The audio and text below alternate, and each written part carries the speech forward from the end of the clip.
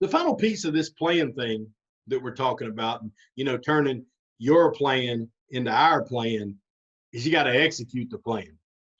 And so I purposely made this kind of its own topic, just an extension of that Focus 5, where you have got to execute the plan. When I really sat back and thought, what are some things that can help someone execute a plan? This is what came to mind, because let me tell you something, guys. Everybody has a good plan. Everybody feels good about their plan. Everybody's happy. They get this job. They're excited. They're going to be the one turning around. They got a plan. They talk to this person. They're focusing on what they have, not what they don't. They came up with some good rules, blah, blah. Listen to all this stuff I've said. Let me tell you the key to all this, guys. If you made it this far, you really made it to what's really probably the nuts and bolts of this whole thing. You trying to fix a struggling program? Some bad things are going to happen. You're going to get told no a few times. Some things are not going to go as you planned. Are you going to let it go right back how it was? Or are you going to keep marching on? And you better tell yourself right now that you're going to keep marching on, because in the good times is the time to commit yourself to that. Because you're going to go to that principal and ask for something, and he's going to say no. And you're going to think, well, I can't win here. Well, you're exactly right if you say that. You're going to go and you're going to work all year with this kid, and he's going to be one of your best players, and he's going to get hurt. I mean, it happens. There's just so many things that can happen, and it's not going to be a utopia. It's not going to be a situation where you came up with this plan and it worked. And I think sometimes when people evaluate the people who have fixed struggling teams, myself included, they probably from a distance think, well, everything just kind of worked out for him. He got there when they had some good players, and he blah, blah, blah, blah, blah. And it couldn't be further from the truth. At Pickens High School, I had a great coaching staff of all guys that played for me, coached with me, whatever, forever. But I started out hiring 2 guys, and one of them was out after 1 year. I inherited everybody else, and over time, we did develop a lot of key coaches, but I got told no so many times in the first couple of years, the behind the scenes that at the time nobody would have known, because I tried to just focus on these things. So number one, and I think number one, and hope I've been inferring this the whole course, don't get your feelings hurt. Put your feelings to the side. Your feelings are a liar. Your vision should take over, not your feelings.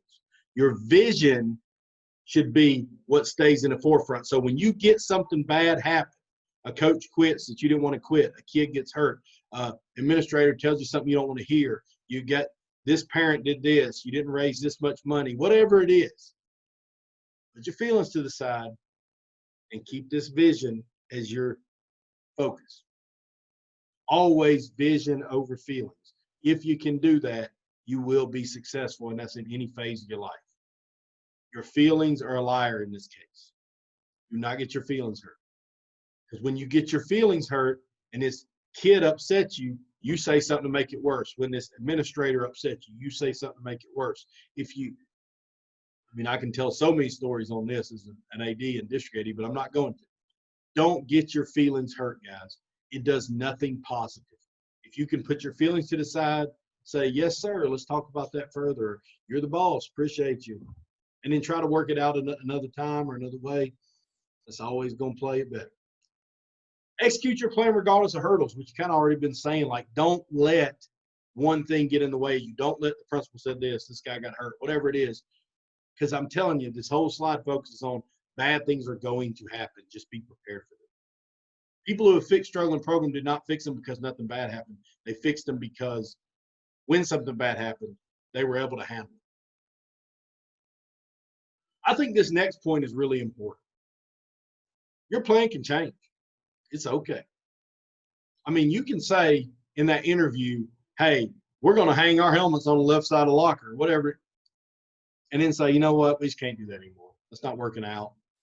Because to me, the worst thing would be to keep doing something that you knew wasn't working because you're hard-headed.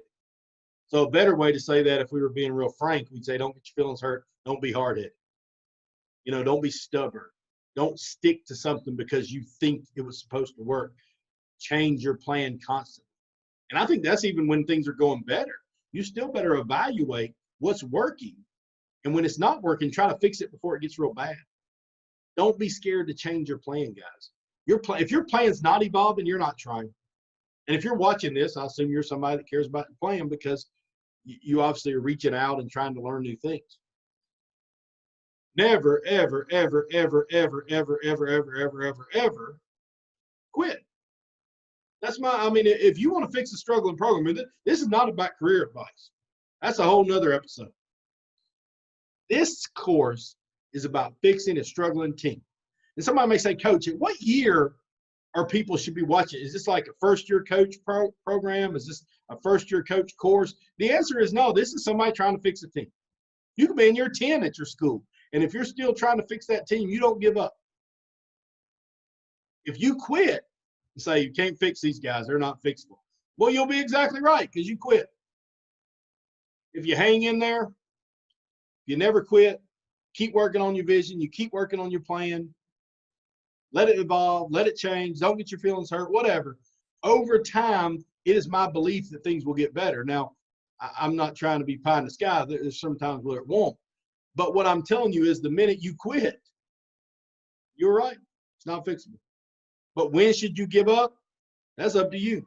But as long as I was at that place working, I would never give up on my plan or my vision. I wouldn't say it takes 1 year or 2 years or 5 years. There's no magical number of years.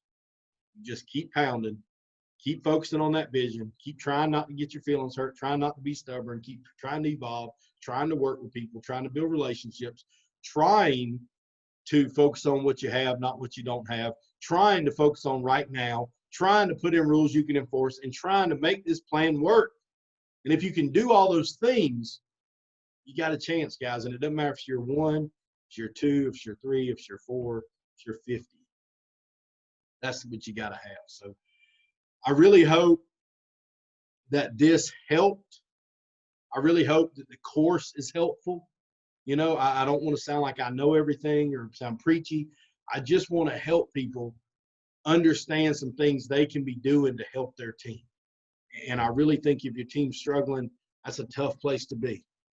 And these are some things that I've seen done, and I've done myself, that has helped struggling teams. So I hope something you heard here was helpful, and I look forward to answering any of your questions or anything I can do to help you. Please reach out.